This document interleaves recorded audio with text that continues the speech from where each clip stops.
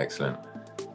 Hello and welcome to this episode of Speak PR. Today I am absolutely delighted to invite Martin Barnes, who's joining me from Somerset. Martin, welcome. Hello, Jim. How are you doing? Lovely to see you. Yeah, lovely to see you too. Now, you and I know each other, Martin, from Beijing, so I'd expected that we would be speaking across the planet, but you're back due to COVID. Now, Martin, I've always admired what you've been working on, which is helping people and companies to communicate. Tell us, what are you doing now and how can you help business founders to get noticed and to tell their story? So thank you. Yes, I focus on helping people enjoy pitching and presenting, and specifically founders who are at the very beginning of their entrepreneurial journey, their business journey. So people who have amazing ideas that keep them awake at night, who have seen a problem and have a solution. And my job is to come in and help people enjoy telling the story of how their business can potentially grow. And how do you do that? Because lots of people have got value locked up in their business and they're just so focused on what they're building that they haven't got the confidence or the skill set to tell people. How do you help them unlock that, Martin? Because that's really the number one secret, isn't it? Absolutely. I think it's a really interesting question. From my perspective, and having spoken to other people, presenting and pitching is what we do, but we've kind of forgotten that. And I have this story that I tell myself that cave paintings are really the world's first ever pitch. And the cave painting is the slide for that pitch. And so I imagine the cave people in the cave with a torch, with a cave painting, and the community of tribe people is there, and they're telling each other how to survive. And that was 65,000 years ago. We are storytelling creatures. That's how we communicate. And we kind of forgot that. And now we are so empowered with opportunities and technology and tools to start telling stories that we kind of need to remember or be reminded how to do that. So what would be a process that you take people through then, Martin? And you mentioned tools. I'm all into sharing cool technology for people to use. I love tools, and I go from a whiteboard to a laptop and even a smartphone for pitching. And I believe that you develop your ideas on paper, on a whiteboard, on Post-it notes, where you are thinking freely and you can get into a creative flow state.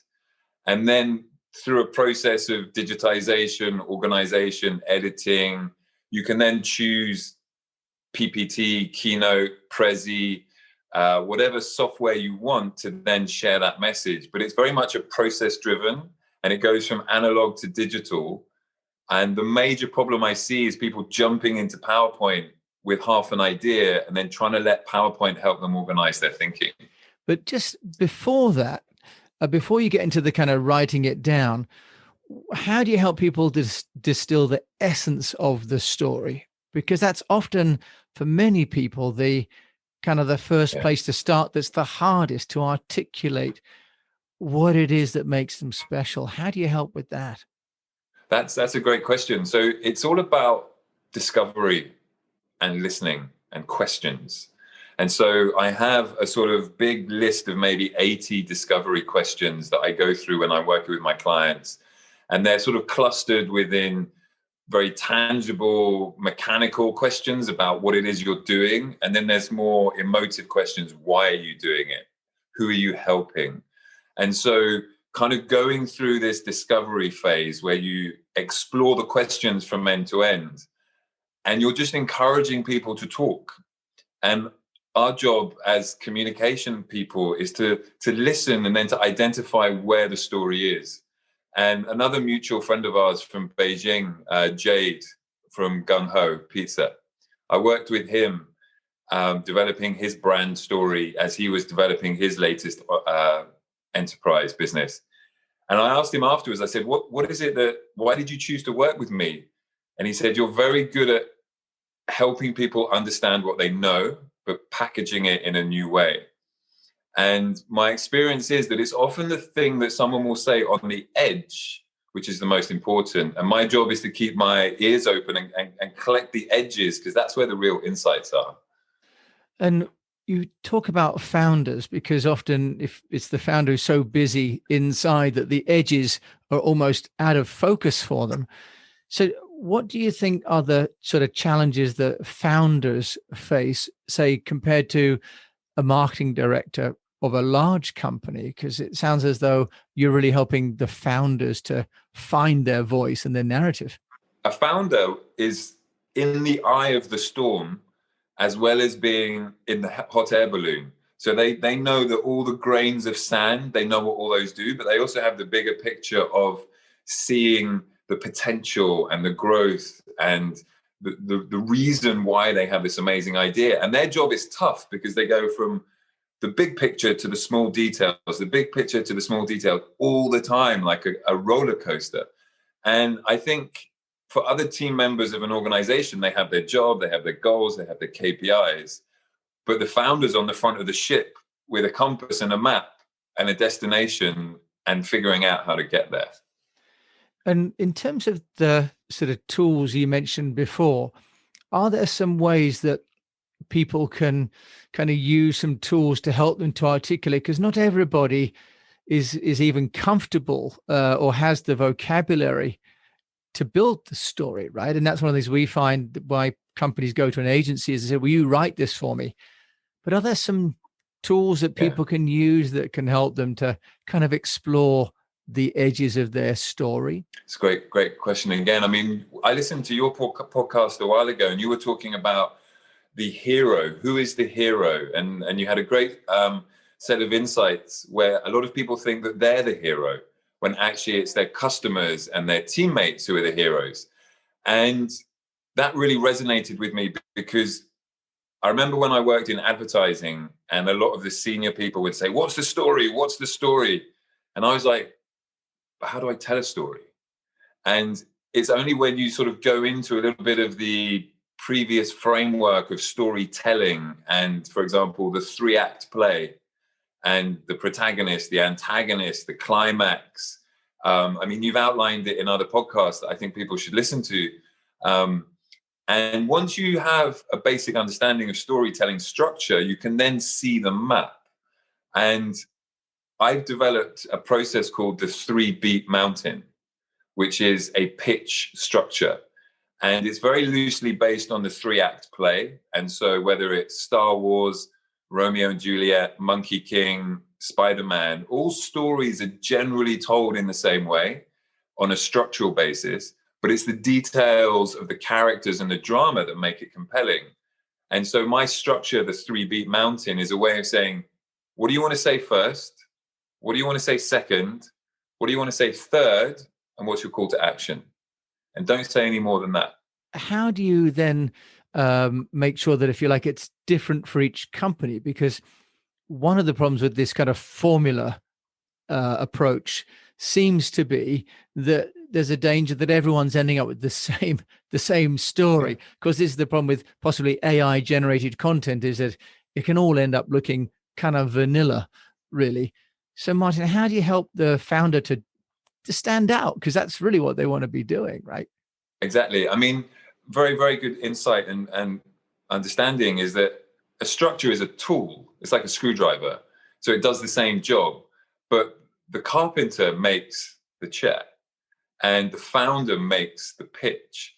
And so I always, as well as talking about structures and tools, I talk about your goals and your audience, because you pitch to the audience in front of you. And the biggest mistake I see founders making is they make their pitch.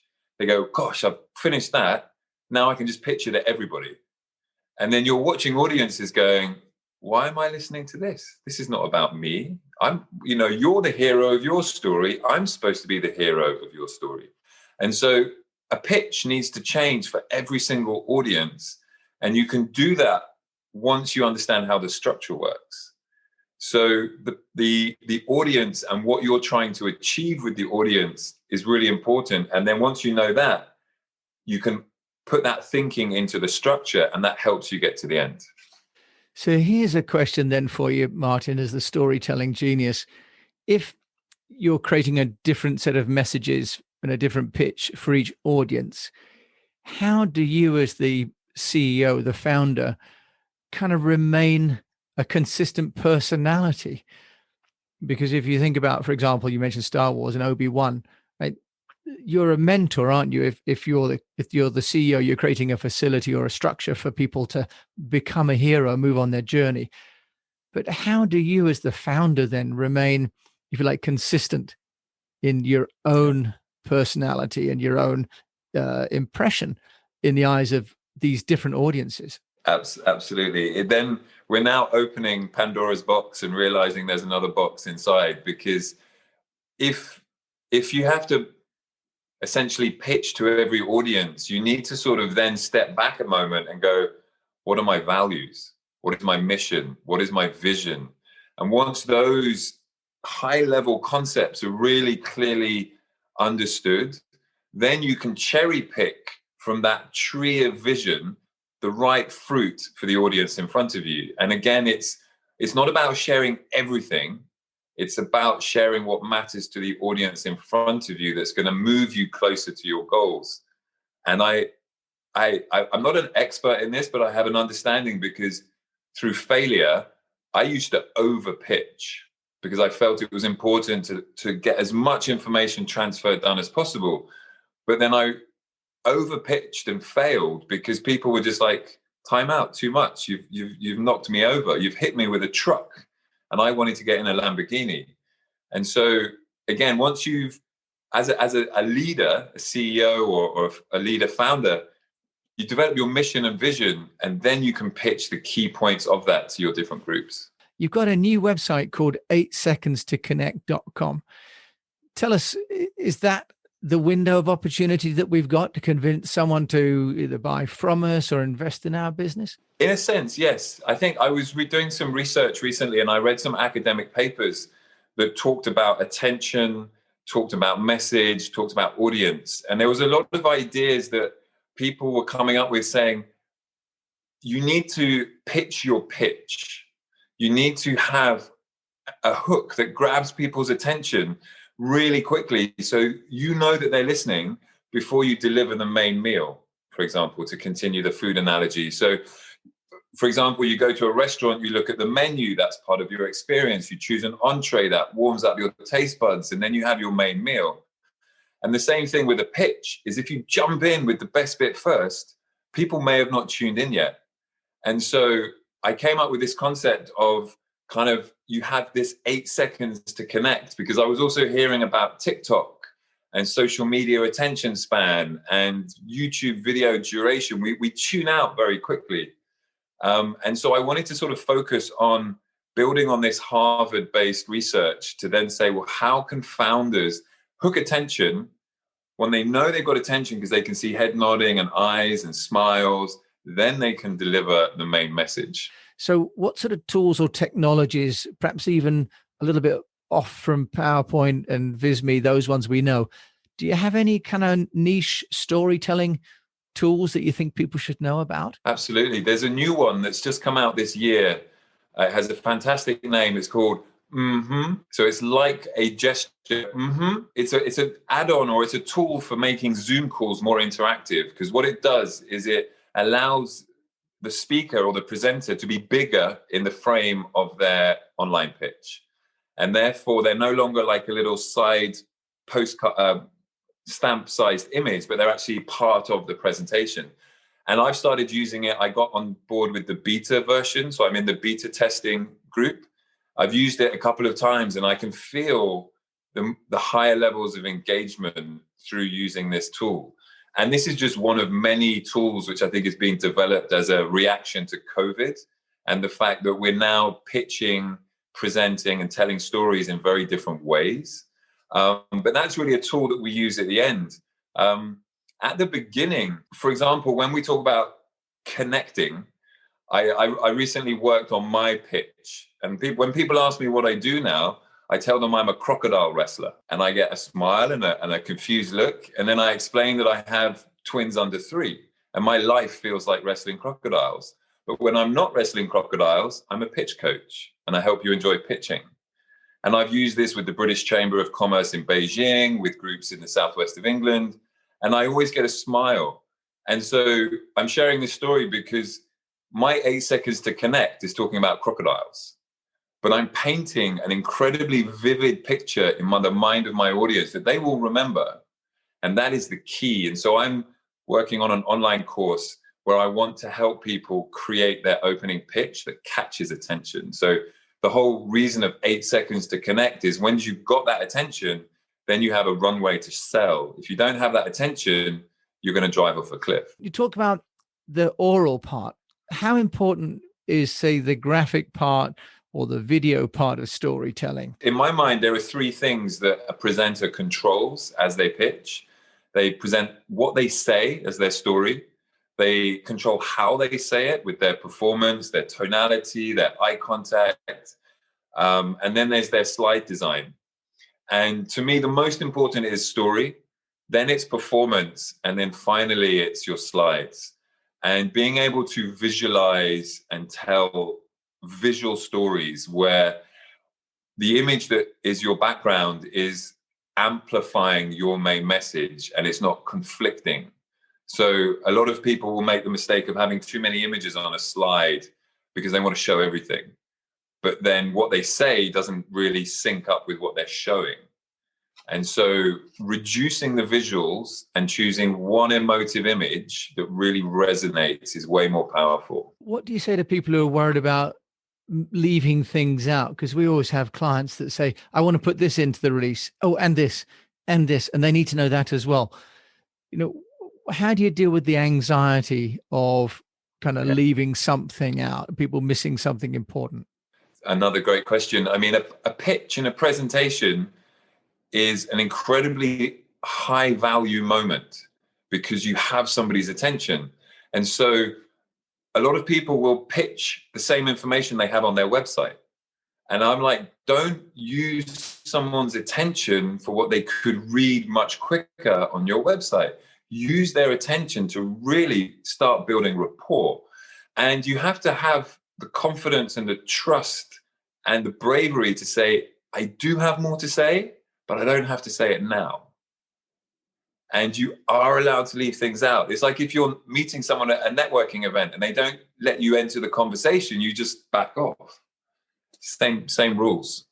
And I suppose the point of it is if you've got your hook right, you've created a level of interest, which means you don't have to dump everything because you're really starting a relationship, not trying to close a deal in the first 30 seconds, 30 minutes, right? Absolutely.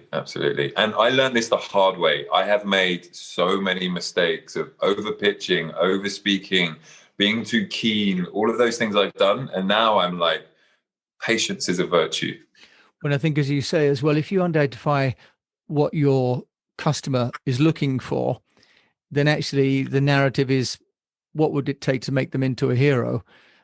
Then it's not about you and sharing everything. It's about what would be the one solution that you could provide to them, right? Exactly. Absolutely. And it's one piece at a time so that they can have a sense of ownership over what we're sharing. Now, Martin, you've been sharing wonderfully with us today. If you want to find out more about you, how can they do that?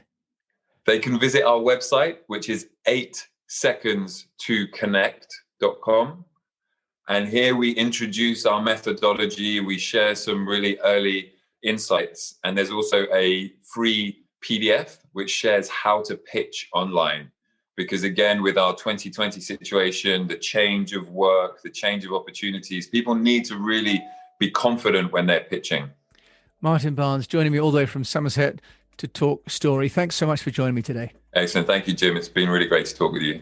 So you've been listening to Martin Barnes, who's a storyteller extraordinaire. We knew each other from Beijing, where he was living for 16 years and has now come back to the UK. So hope you found this of great interest as I have. And if you'd like more of this kind of information, you come to our website at speakpr.co. And until we talk to you again, we wish you the best of health, a profitable business, and that you keep on telling stories and presenting, but trying to get them all within that magic 8 seconds.